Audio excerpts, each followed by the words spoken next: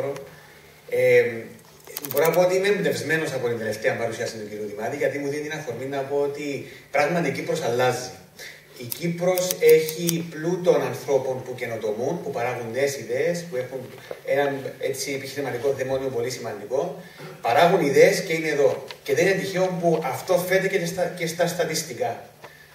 Το τελευταίο report του Παγκόσμιου Οργανισμού Διανοητικής Ιδιοκτησίας δείχνει ότι η Κύπρος είναι, νομίζω, ή νούμερο 2 ή νούμερο 3, δεν θυμάμαι το τελευταίο αριθμό, αλλά σίγουρα μέσα στις 5 πιο σημαντικές χώρες καινοτομίας της Μέσης Ανατολής. Και αυτόν κρατήστε. Τώρα, εγώ είμαι δικηγόρος, ασχολούμαι με τα θέματα πνευματικής ιδιοκτησίας τα τελευταία 7 χρόνια. Τα τελευταία 2 χρόνια έχουμε δημιουργήσει μια δικηγορική εταιρεία όμως που είναι εξειδικευμένη με τα πνευματικά και βιομηχανικά δικαιώματα. Αυτό το οποίο βλέπαμε ότι υπήρχε στο εξωτερικό, δηλαδή γραφεία που ασχολούνταν, δικηγόρων που ασχολούνταν μόνο με τα θέματα των πνευματικών και βιομηχανικών δικαιωμάτων, θελήσαμε να το εφαρμόσουμε και στην Κύπρο. Είναι κρίμα οι κυπριακές εταιρείες για αυτά τα θέματα να προσφεύγουν σε ξένους, σε Άγγλους, Γερμανούς, οι Αμερικάνους, οι οποίοι συνήθως χρεώνουν με το τηλεφώνημα ή με το κάθε email, ενώ και εμείς ως δικηγόροι έχουμε τις ίδιες γνώσεις, έχουμε τις ίδιες ικανότητες μαζί με τους συναδέλφους μας του εξωτερικού. Επενδύουμε πάρα πολύ, σαν γραφείο είμαστε πολύ εξωστρεφείς, είμαστε μέλη στις πιο σημαντικούς διεθνείς οργανισμούς για τα θέματα των πνευματικών και βιομηχανικών δικαιωμάτων. Έχουμε φίλους συναδέλφους μας σε άλλες χώρες, ώστε να έχουμε τη δυνατότητα να έχουμε και τις πιο καλές τιμές, γιατί και η τιμή πάντα και το κόστος είναι το πιο σημαντικό που κάθε επιχειρηματίας θέλει να έχει υπόψη του για τα θέματα αυτά. Και πάνω απ' όλα, επιτρέψτε μου να πω ότι θεωρώ τον εαυτό μου όχι τόσο δικηγόρο των πνευματικών δικαιωμάτων, αλλά περισσότερο ακτιβιστή για τα πνευματικά δικαιώματα και τα βιομηχανικά δικαιώματα. Με την έννοια ότι πιστεύω πάρα πολύ στη δύναμη που έχουν, στις προοπτικές που έχουν και πιστεύω πάρα πολύ στη δύναμη που έχουν σε κάθε επιχείρηση και κάθε εταιρεία. Τώρα, η πιο σημαντική στιγμή που έχει κάθε επιχείρηση και κάθε εφευρέτης και κάθε ένας ο οποίος ασχολείται με εφευρέσεις και καινοτόμες ιδέες, είναι η στιγμή που έχει μια ιδέα. Η στιγμή που αρχίζει δηλαδή και σκέφτεται ότι έχει μια λύση σε ένα πρόβλημα, όπου έχει ένα νέο προϊόν υπόψη του για να δημιουργήσει, έχει ένα ωραίο σχέδιο που ξεκινά και του σκέφτεται για έναν αυτοκίνητο, όπως ήταν προηγουμένως, έναν προϊόν ή οτιδήποτε. Προσέξτε, η ιδέα από μόνη της όμως δεν σημαίνει απολύτως τίποτε. Κανένας δεν μπορεί να έχει μονοπόλιο σε μια ιδέα. Αυτό που μπορεί όμως να έχει μονοπόλιο κάποιος είναι στον τρόπο που αυτή η ιδέα εκφράζεται, στην έκφραση μιας ιδέας. Τι σημαίνει αυτό?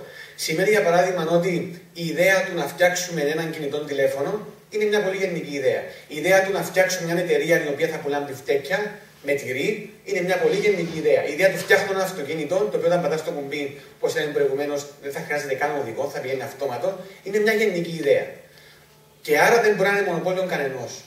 Η ιδέα όμως του φτιάχνω δημητριακά και τα δημητριακά μου αυτά έχουν το συγκεκριμένο πακέτο συσκευασίας κτλ.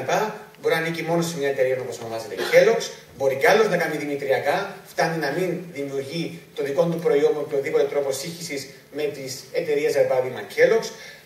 Η ιδέα του αυτοκινήτου, όπως είπαμε, είναι γενική. Υπάρχει όμως μια εταιρεία που μπορεί να είναι η Mercedes, μια εταιρεία που είναι η Alfa Romeo, με τα δικά τους ξεχωριστά δικαιώματα, με τις δικές τους ξεχωριστές εφευρέσεις. Είναι πολύ σημαντικό τη στιγμή που κάποιος παίρνει το στυλό και ξεκινά να κάνει το σχέδιο του, ή που ξεκινά και γράφει τη μέθοδο με την οποία θα λύσει ένα πρόβλημα ή κάποιες σκέψεις για την εφεύρεσή του, να προσέχει τα νότα του. Από την δική μας εμπειρία βλέπουμε ότι το στάδιο το οποίο γίνονται πιο πολλά λάθη σε επιχειρήσεις που καινοτομούν, που ασχολούνται με νέα προϊόντα, είναι το στάδιο αυτών, το αρχικό. Αρχίζουν και μιλούν οι εφευρέτες, οι εταιρείες με διάφορα άτομα, λένε κάποια στοιχεία της ιδέας τους, της επιχειρηματικής τους ιδέας, της έκφρασης, όπως είπα, της ιδέας τους, και αυτό μπορεί να δημιουργεί κινδύνους. Επίσης, ενδέχεται στο δρόμο υλοποίησης της ιδέας τους να συνεργαστούν με διάφορα άτομα. Είτε υπάλληλους της εταιρείας, είτε με εξωτερικούς συνεργάτες. Είναι πολύ σημαντικό να υπάρχουν κάποιες γραπτές πρόνοιες και γραπτές συμφωνίες που να διέπουν το καθεστώς κάθε συνεργάτη που θα υλοποιήσει αυτό το σχέδιο, για να μην δημιουργηθούν προβλήματα στο μέλλον. Γιατί φαίνεται από την εμπειρία μας ότι πολλά προβλήματα δημιουργούνται λόγω της έλλειψης αυτών των συμφωνιών. Λάβετε υπόψη σας επίσης ότι η Ευρωπαϊκή Νομοθεσία και άρα και η νομοθεσία της Κύπρου προνοεί ότι οτιδήποτε έχει σχέση με τα πνευματικά δικαιώματα και τα βιομηχανικά δικαιώματα θα πρέπει να διέπεται γραπτώς. Οτιδήποτε άλλο είναι προφορικό σημαίνει ότι πολύ απλά δεν υπάρχει. Και τέλος, πολύ σημαντικό, πάρα πολλοί βιάζονται, προχωρούν, βγαίνουν στην αγορά μαζί με το προϊόν τους, έχουν ξεχάσει όμως να το κατοχυρώσουν. Αυτό είναι ένα πολύ μεγάλο πρόβλημα, γιατί πολύ απλά, εάν δεν έχουν καμία κατοχύρωση, δεν έχουν τίποτε. Και αν μπορεί κάποιος ανταγωνιστής, ο οποίος να έχει και πιο πολύ μεγάλη οικονομική επιφάνεια από εσάς, να πάρει το προϊόν σας, να το φτιάξει και δεν θα μπορείτε να τον κυνηγήσετε. Ή ακόμα και αν υπάρχει μια μικρή περίπτωση να μπορέσετε να τον κυνηγήσετε, θα είναι πολύ αργά, θα σας έχει κάνει τη ζημιά και θα είναι και πάρα πολύ δύσκολο και πολύ πιο δαπανηρό. Υπάρχει μεγάλη σύγχυση γύρω από το τι είναι τα πνευματικά και βιομηχανικά δικαιώματα. Ακόμα και μεταξύ συναδέλφων μου δικηγόρων. Ήρθε τις προάλλες μια κοπέλα, η οποία είχε ένα φίλο της κουμπάνων της, ξέρω εγώ, λογιστή ή οτιδήποτε, που της είπε ότι αν θέλεις να έχεις τώρα τα 5 ονόματα του προϊόντος σου, πρέπει να γράψεις 5 εταιρείες. Αντιλαμβάνεστε ότι αυτή η κοπέλα πολύ απλά ήθελε 5 εμπορικά σήματα και αναγκάστηκε λόγω λάθους ή νόμιζε, έγραψε 5 εταιρείες. Στο τέλος δεν έπαιρνε τον που ήθελε και πλήρωσε και πολύ πιο ακριβά αυτό το οποίο τελικά έκανε. Υπάρχει δηλαδή, ας πούμε, μια σύγχυση για παράδειγμα για το τι είναι όνομα εταιρείας και τι δικαιώματα σου δίνει, τι είναι η εμπορική επωνυμία και τι δικαιώματα σου δίνει και τι είναι εμπορικό σήμα. Το εμπορικό σήμα είναι αυτό το οποίο, θα το εξηγήσω πιο μετά, είναι αυτό το οποίο είναι πνευματικό δικαίωμα και βιομηχανικό δικαίωμα και άρα δίνει συγκεκριμένα δικαιώματα μονοπωλιακού χαρακτήρα. Είναι επίσης, έχει σημαντική οικονομική αξία που θα πρέπει να έχει κάποιος υπόψη. Επίσης, για παράδειγμα, για τις πατέντες, όπως είδαμε πριν, ή τα βιομηχανικά σχέδια, είναι πολύ σημαντικό το κριτήριο της καινοτομίας για να μπορέσει μια πατέντα να κατοχυρωθεί. Άρα, εάν κάποιος από εσάς έχει μια εξαιρετική ιδέα την οποία θεωρεί ότι είναι πατέντα και μπορεί να είναι πατέντα και τη βγάζει στο εμπόριο, όταν μετά από 6 μήνες, 1 χρόνο θα έχει την οικονομική δυνατότητα να πάει για να ζητήσει την κατοχύρωση της ιδέας του ως πατέντας, δεν θα μπορέσει να του δώσει ο εξεταστής το δικαίωμα να τη γράψει την πατέντα του. Γιατί? Διότι το πρώτο κριτήριο ενός διπλώματος ευρεσιτεχνίας, της πατέντας δηλαδή, είναι η καινοτομία. Και με βάση τον νόμο, από τη στιγμή που το προϊόν σας έχει ήδη βγει στην αγορά, πάει να είναι καινοτόμο. Και άρα δεν μπορεί να είναι πατέντα. Και άρα αυτό σημαίνει ότι η πατέντα σας είναι ένα ωραίο δώρο στους ανταγωνιστές σας. Τώρα, πολύ γενικά. Όταν λέμε πνευματικά και βιομηχανικά δικαιώματα, τι εννοούμε? Εννοούμε, θα πω τις 4 πιο βασικές κατηγορίες. Εννοούμε το copyright, trademark, patents και industrial designs. Πρακτικά τι σημαίνει? Copyright στα ελληνικά ονομάζεται δικαίωμα πνευματικής ιδιοκτησίας. Κατοχυρώνει έργα λόγου, καλλιτεχνικά έργα, μουσικά έργα, software με βάση την ευρωπαϊκή νομοθεσία, γιατί είναι γλώσσα προγραμματισμού, business methods, trade secrets, συνταγές κτλ. Με βάση την ευρωπαϊκή νομοθεσία και άρα και την νομοθεσία της Κύπρου, το copyright είναι ένα αυτόματο δικαίωμα. Δηλαδή, από τη στιγμή που κάποιος ξεκινά και φτιάχνει έναν πίνακα, ή ένα μουσικό έργο ή έναν software, δεν χρειάζεται να πάει σε κάποιον πιστοποιητικό, σε κάποιο γραφείο, σε κάποιον εύφορο ή σε κάποιον συγκεκριμένο πιστοποιόν υπάλληλο για να του πει ότι όντως αυτό το έργο ανήκει στο συγκεκριμένο δημιουργό. Δεν χρειάζεται. Είναι ένα αυτόματο δικαίωμα. Προσέξτε όμως. Εδώ είναι και το μεγάλο πρόβλημα, είναι αν θέλετε ο κίνδυνος που προκύπτει από το copyright.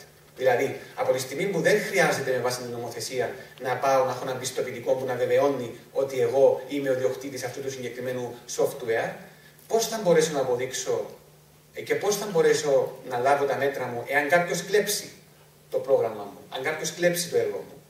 Και ακριβώς είναι γι' αυτό που υπάρχουν διάφορες μέθοδοι. Επαναλαμβάνω, η νομοθεσία δεν λέει ότι χρειάζεται κάποια μέθοδος, αλλά υπάρχουν κάποιες μέθοδοι, ώστε να έχετε εσείς κάποιον τεκμήριο, ώστε σε περίπτωση που κάποιος πάλι θα σκλέψει το copyright, το έργο σας που προστατεύεται από το copyright, να μπορέσετε να το παρουσιάσετε στο δικαστήριο και να μπορέσετε πολύ πιο εύκολα να κυνηγήσετε αυτούς τους οποίους θα κλέψουν το έργο σας. Να πω επίσης ότι με βάση το αμερικάνικο δίκαιο υπάρχει δυνατότητα να έχετε κάποιον πιστοποιητικό, το οποίο όμως κάθε φορά έχει και ένα διαφορετικό χαρακτήρα, ενώ γύρω από το περιεχόμενο που μπορεί να έχει αυτό το πιστοποιητικό. Τώρα, trademark, εμπορικό σήμα στα ελληνικά. Trademark πολύ απλά σημαίνει ότι όταν βλέπω μια εικόνα, όταν βλέπω ένα λογότυπο, είτε με σχέδιο είτε χωρίς σχέδιο, αντιλαμβάνομαι και το ξεχωρίζω αυτό το σχέδιο ότι εκπροσωπεί κάποια συγκεκριμένα προϊόντα ή υπηρεσίες. Για παράδειγμα, όταν βλέπω το λογότυπο του Gymnet, ξέρω ότι είναι ένα γυμναστήριο που βρίσκεται στο συγκεκριμένο μέρο, μπορεί να έχει franchise, μπορεί να έχει και αλλού. Δεν μπορεί κάποιο άλλο να ανοίξει γυμναστήριο με την ίδια ονομασία.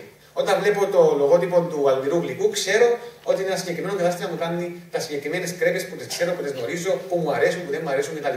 Δεν μπορεί κάποιο άλλο αντίστοιχο εστιατόρα ή καφετέρια να ανοίξει με το ίδιο λογότυπο.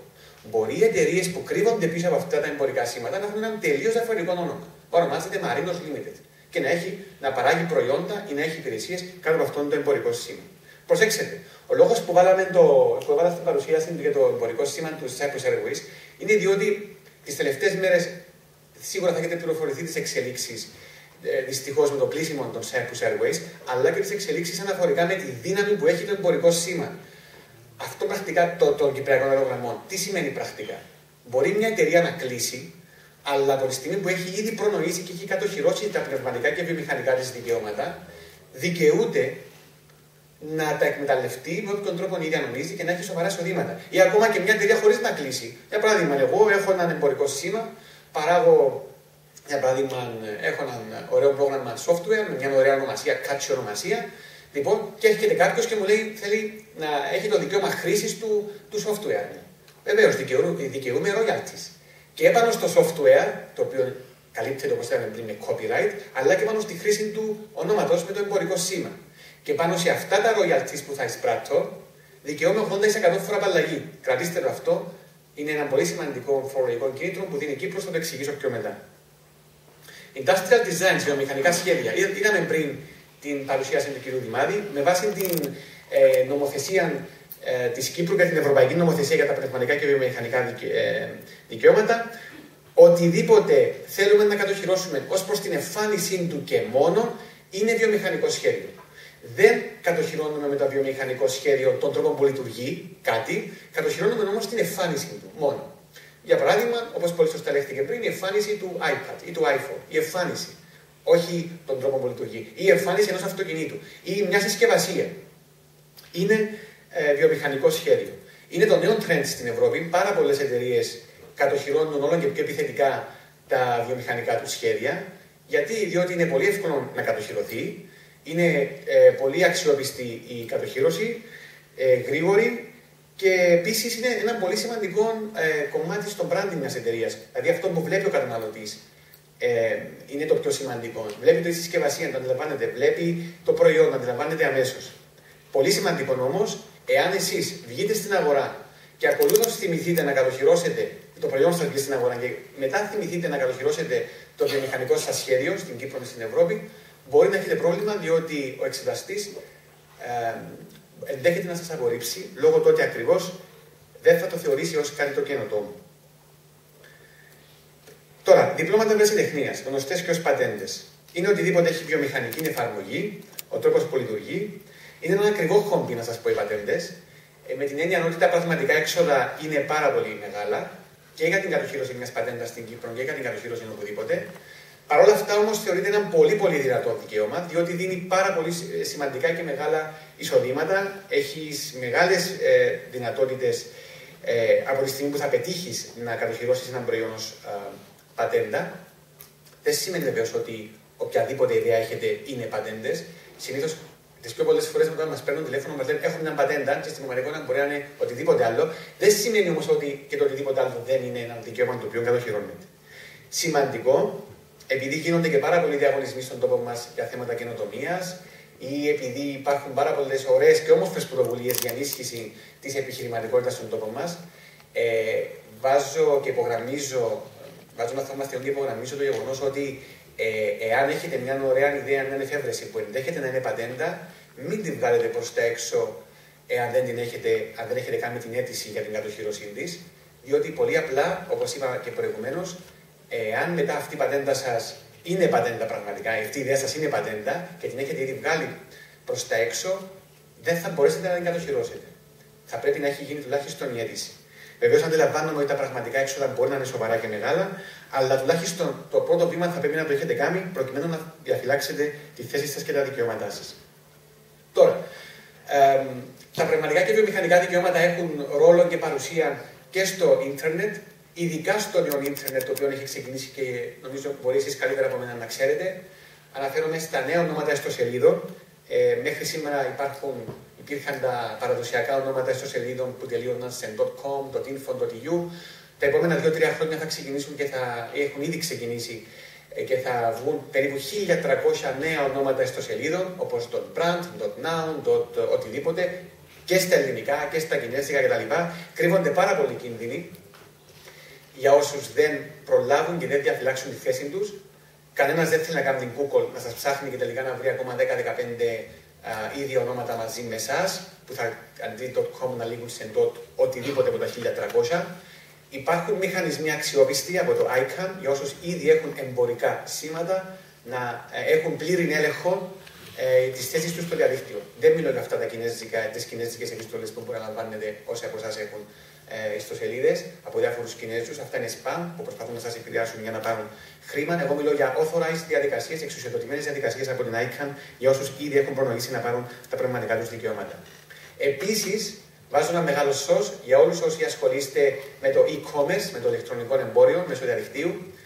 Θα πρέπει να έχετε προνοήσει, θα πρέπει να προνοήσετε ώστε ό,τι αφορά τα terms of use της σελίδας σας να διέπονται από το κυπριακό δίκαιο. Μην πέσετε στην παγίδα να πάρετε έτοιμα terms of use από άλλες σελίδες άλλων εταιριών που ασχολούνται με άλλες χώρες. Έχουν προκύψει πολλά προβλήματα από εταιρείες που δυστυχώς παίρνουν έναν έτοιμο κείμενο που βρίσκουν στην Amazon ή στο eBay. Απλά αλλάζουν σε κάποια φάση την παράγραφο που λέει ότι το δίκαιο που εφαρμόζεται αντί να είναι το California ή να είναι το Cyprus Law. Και στο τέλος, με το που θα δημιουργηθεί το πρώτο πρόβλημα, ξεκινούν συζητήσεις τόσο άσχημες που δημιουργούν τόσο πονοκέφαλο που θα μπορούσαν όλα αυτά να είχαν προνοηθεί, να είχαν μάλλον αποφευθεί αν είχαν προνοήσει οι επιχειρηματίες από την αρχή και να πήγαιναν σε έναν Κύπρο δικηγόρο να τους κάνουν ένα απλό κείμενο για terms of use της σελίδας και ό,τι έχει σχέση με το e-commerce law να διαπέτει από το ευρωπαϊκό δίκαιο. Τελειώνοντας, θα ήθελα να τονίσω τη σημασία που πρέπει να έχει κάθε εταιρεία, να δίνει κάθε εταιρεία στο IP policy της, στο intellectual property policy της, δηλαδή σε μια πολιτική πνευματικών δικαιωμάτων.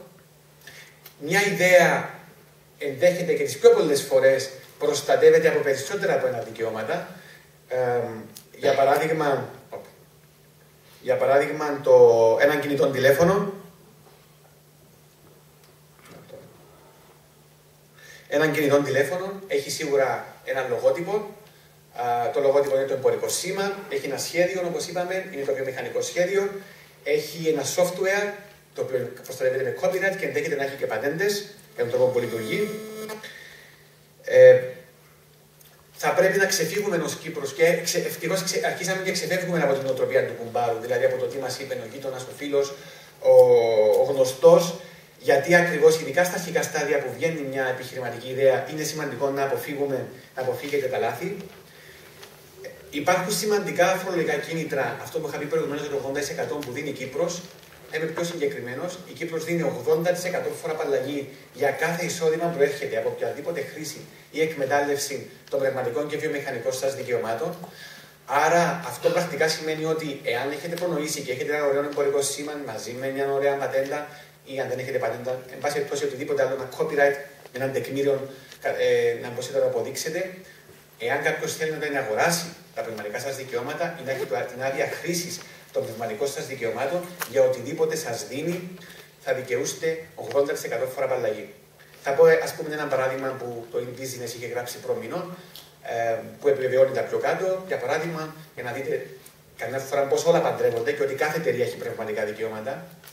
Πουλήθηκε πριν περίπου 6-7 μήνες το ξενοδοχείο Ναμαθούς στη Λεμεσό. Πουλήθηκε σύμφωνα με τα δημοσιεύματα 71 εκατομμύρια. 65 εκατομμύρια με βάση το συμβόλαιο ήταν για το ακίνητο, περίπου 2-3 εκατομμύρια ήταν για τα έπιπλα και περίπου 3 εκατομμύρια ήταν η αξία του εμπορικού σήματος, του trademark. Πάνω σε εκείνα τα 3 εκατομμύρια δικαιούνται φοροαπαλλαγή. Ένα μικρό παράδειγμα. Τώρα, συχνά προβλήματα είναι ότι δεν δίνουν σημασία οι εταιρείες στα πνευματικά δικαιώματα. Ξεκινούν, λένε πιο πολύ, OK, προχωρούμε αφού κάνουμε τη δουλειά τώρα και βλέπουμε ως παρακάτω. Υπάρχει όμως η εκμετάλλευση και η εκμετάλλευση θα γίνει, φίλες και φίλοι, κυρίως από τις εταιρείες που έχουν την οικονομική δύναμη. Το μόνο σας όπλο σε αυτές τις μεγάλες εταιρείες είναι να κατοχυρώσετε τα δικαιώματά σας. Γιατί μόνο τότε είσαστε στην ίδια θέση μαζί με τους άλλους. Όσο μεγάλη και αν είναι η εταιρεία που έχετε απέναντί σας. Εάν είσαστε πρώτοι εσείς, τότε είσαστε στην ίδια μοίρα μαζί τους και δεν μπορεί κανένας να σας κλέψει την πνευματική σας ιδιοκτησία. Στρατηγική θα πρέπει να υπάρχει όταν ξεκινάτε έναν έργο, θα πρέπει να γίνετε ένα ξεκαθάρισμα για το ποια είναι τα πνευματικά σας δικαιώματα, ποιος είναι ο ιδιοκτήτης. Δεν είναι πάντα αυτονόητο, διότι ακριβώς η απουσία οποιασδήποτε συμφωνίας μπορεί μέσα να δημιουργεί περισσότερα άτομα να είναι ιδιοκτήτες ή όχι. Αν δεν είναι εταιρεία, λέω, μιλώ για φυσικά πρόσωπα, ή από τα φυσικά πρόσωπα να μεταβιβαστούν σε μια εταιρεία. Να υπάρχει μια στρατηγική, έστω και μακροπρόθεσμη, για το ποιες χώρες θα σε ενδιαφέρουν. Το λέω αυτό διότι προχτές ήρθε ένας Κύπριος επιχειρηματίας, ο οποίος ασχολείται με τα παγωτά. Ο άνθρωπος από το 2006 έχει τη δική του επιχείρηση. Πήγε πριν 2 χρόνια στην Ελλάδα στα πλαίσια μιας έκθεσης παγωτού, παρουσίασε τα προϊόντα του. Εντάξει, ο άνθρωπος δεν είχε προνοήσει καν, δεν είχε προστατεύσει τα δικαιώματά του. Εν πάση περιπτώσει, πριν 2 χρόνια πήγε σε μια έκθεση στην Αθήνα για παγωτά. Κάποιος εκεί επιχειρηματίας του άρεσε πάρα πολύ το concept, το trademark, η ονομασία κτλ. Έκανε ένα ευρωπαϊκό σήμα, που μέσα άρα είναι και η Κύπρος. Και πριν 2 μήνες ο άνθρωπος αυτός θέλησε να γράψει το εμπορικό του σήμα στην Κύπρο, του έφερε ενέσταση ο αρμόδιος έμφορος, ότι υπάρχει ακριβώς το ίδιο σήμα, κατοχυρωμένο ευρωπαϊκό σήμα, στο όνομα μιας ελληνικής εταιρείας. Μετά από έλεγχο να θυμήθηκε ο άνθρωπος ότι τον εγνώρισε πριν από κάποια χρόνια στην έκθεση που σας είπα. Άρα θα πρέπει να υπάρχει μια στρατηγική για τις χώρες, γιατί μπορεί να κλειδώσει και κάποια έξοδα, όπως και κάποια ταλαιπωρία. Πώς θα γίνει εμπορική εκμετάλλευση, όπως επίσης να μπει και ο προϋπολογισμός για την νομική προστασία. Πριν ο κύριος Νίκος μας είπε ότι η καινοτόμος επιχείρηση είναι αυτή η οποία δίνει το 10% της τα τελευταία 3 χρόνια από τα έξοδα της σε θέματα καινοτομίας. Άρα μέσα θα πρέπει, βεβαίως, εννοείται ότι θα πρέπει να υπάρχει αυτή η καινοτομία, έναν κονδύλι για την νομική της προστασία, διαφορετικά θα είναι αέρας. Θα τελειώσω λέγοντας σας ότι, όπως ξεκίνησα, πιστεύω στο Κυπριακό δαιμόνιο και στην Κυπριακή εφευρετική μαγκιά που έχουμε. Δεν είναι τυχαίο ότι από την αρχαιότητα, από το 13ο αιώνα π.Χ., φαίνεται ότι είχαμε τη θέληση να είμαστε πολύ καλοί έμποροι και να ξεχωρίζουμε από τους άλλους. Ο συγκεκριμένος αφορέας που έχω βάλει εδώ στην παρουσίαση είναι ένας αφορέας ο οποίος σήμερα βρίσκεται στο Βρετανικό Μουσείο. Εμφανίζει μια εικόνα χταποδιού. Βρέθηκαν πάρα πολλοί αφορείς με την εικόνα χταποδιού.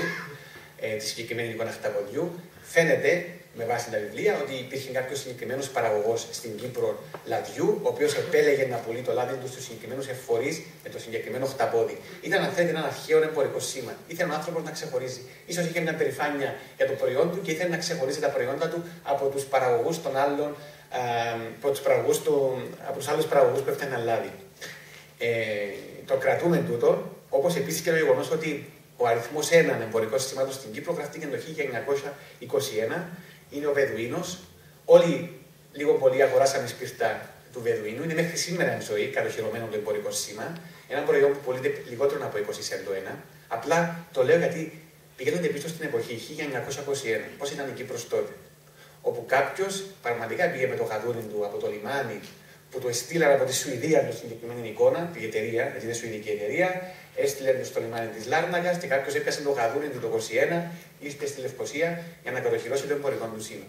Είναι ζωντανό το σήμα του μέχρι εδώ, όπως και άλλα μεγάλα σημαντικά σήματα της Κύπρου, είναι παρόντα από τότε μέχρι εδώ, γιατί ακριβώς κάποιοι άνθρωποι από τότε ήταν προνοητικοί. Αυτή την προνοητικότητα θα πρέπει να έχουν και σήμερα οι Κύπροι δημιουργοί και εφευρέτες. Θα σας ευχαριστώ πολύ. Έχεις ερωτήσεις τώρα ή μετά, τι λέει το πρόγραμμά? Αν υπάρχουν κάποιες ερωτήσεις, μπορεί να τις πάρουμε. Ναι, παρακαλώ.